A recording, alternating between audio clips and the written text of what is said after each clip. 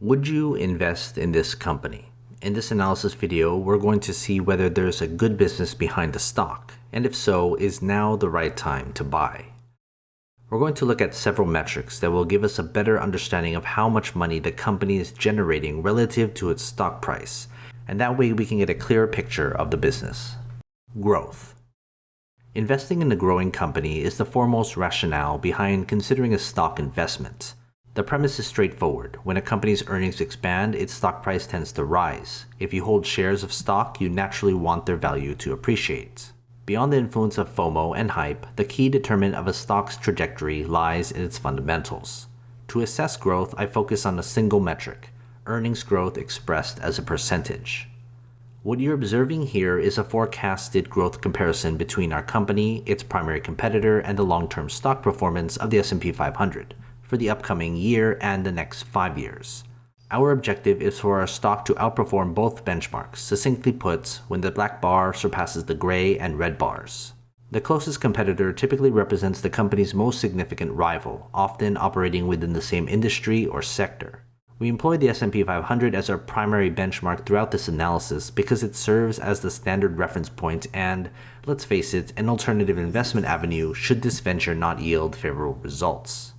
Hence, if our company fails to outpace the benchmark in terms of growth, as well as other crucial metrics, it would be wiser to consider investing in an S&P 500 index ETF, or even exploring alternatives within the competitive landscape. Hype. Hype isn't a quantifiable measure, rather it serves as an indicator of expectations. We employ the price-to-earnings ratio, PE ratio, to assess the level of hype surrounding a stock. So why does hype matter? When an excessive number of investors express interest in our stock, they may rush to buy it, causing its price to surge. Consequently, the stock becomes more expensive relative to its earnings. These investors are either anticipating positive developments or merely following the crowd. Excessive hype is something we aim to avoid.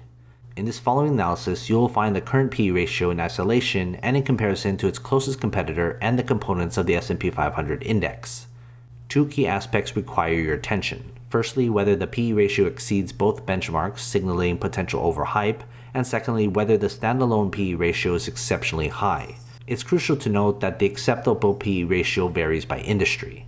Lastly, if there's no PE ratio available, which is often the case for unprofitable companies, this signifies that investors are significantly overhyping a stock that isn't generating profits. Efficiency. Now let's examine the company's operating efficiency. To gauge this, we analyze its return on assets, expressed as a percentage. ROA measures the extent to which our company can generate profits from its assets.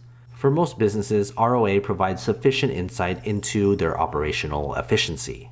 However, in the case of bank stocks, we pivot to using return on equity. Regardless of the metric, our objective remains the same: achieving a favorable return. Displayed below are the current returns for our company, its competitor, and the S&P 500. Once again, our focus should be on the return figures themselves and how they compare to the other two benchmarks. This comparison will reveal whether our company effectively leverages its revenue-generated mechanisms. To simplify matters, let's ensure that the black bar surpasses both the gray and red bars in height. Book value. Next, let's examine our company's price-to-book ratio. Imagine our company being liquidated today. The resulting amount will represent the company's book value. The price-to-book ratio, in essence, quantifies how the market values our company in relation to its liquidation value. It's calculated by dividing the company's market cap by its book value. An optimal price-to-book ratio is typically below 1, signifying an exceptionally value proposition for investors. However, a ratio under 3 is generally considered favorable. Here you can observe our company's current price-to-book ratio, as well as that of our competitor and the companies comprising the S&P 500. Our goal is to maintain a low price-to-book ratio, ideally below the index's ratio. In this scenario, we aim for our black bar to be shorter than the gray and red bars, indicating a more attractive valuation. Dividend. Now let's examine the company's dividend-related metrics. In front of you, you'll find three key metrics: the current dividend yield, the buyback yield, and the payout ratio. Regrettably, our company does not distribute dividends, which is a downside. However, this situation can be seen as a positive if there's an active buyback program and a lower payout ratio. Nevertheless, our preference always leans towards investments that provide ongoing returns to shareholders while maintaining ownership in the company. Before we continue, consider joining my Patreon. It helps support this channel, but more importantly, you'll get access to every company I've analyzed so you can quickly compare between them. It's updated all the time. Head to patreon.com/GrowthShares or click on the link in the description. Business. By now, you should have a clear sense of whether our business is performing well or poorly. If we were to consider buying this as a private company, we could confidently make a decision solely based on the company's business. To assess whether this is indeed a strong business, it would need to at least outperform the S&P 500. If it clearly does so, we can conclude that we are dealing with a business that is above average in its performance. What you see here is a brief summary of a company's performance compared to our competitor and our benchmark.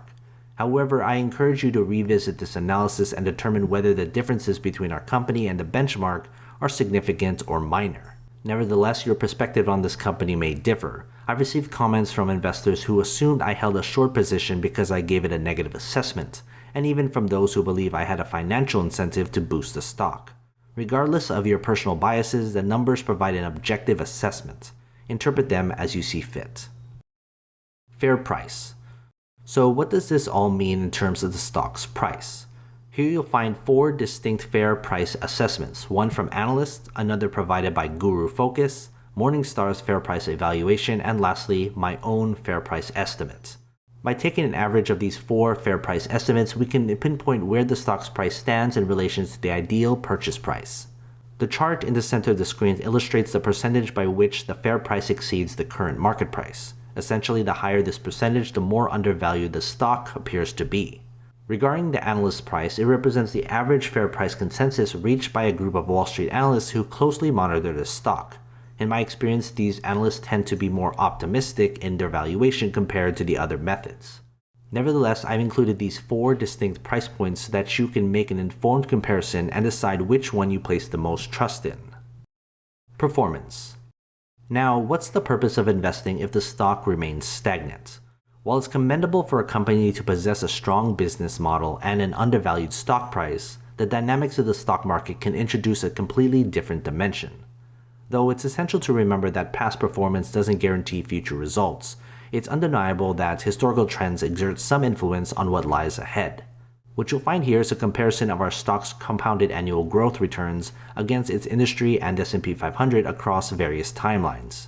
This provides an alternative perspective. If your primary concern revolves around the stock's historical performance and what you can reasonably anticipate in the future, you'll find your answer here. I'm presenting this information separately from my analysis, but I want to share it since some of you may have a keener interest in stock returns rather than delving into the company's fundamentals and its stock price. Final thoughts. In the past, I used to wrap up these videos by assigning a final grade, but that approach confines us to overly simplistic conclusions. From this analysis video, you can extract 3 key takeaways. 1. Examine the numbers to gauge the nature of the business backing the company. 2. Absorb the insights and opinions, both from me and others, regarding the fair price. And 3. Alternatively, you can disregard the first 2 points and focus on the stock's historical performance to guide your decision. This approach empowers you to make a more informed investment choice aligned with your preference and strategy. So remember to check out my Patreon. Your support is always appreciated. Invest wisely, and as always, take care of your money.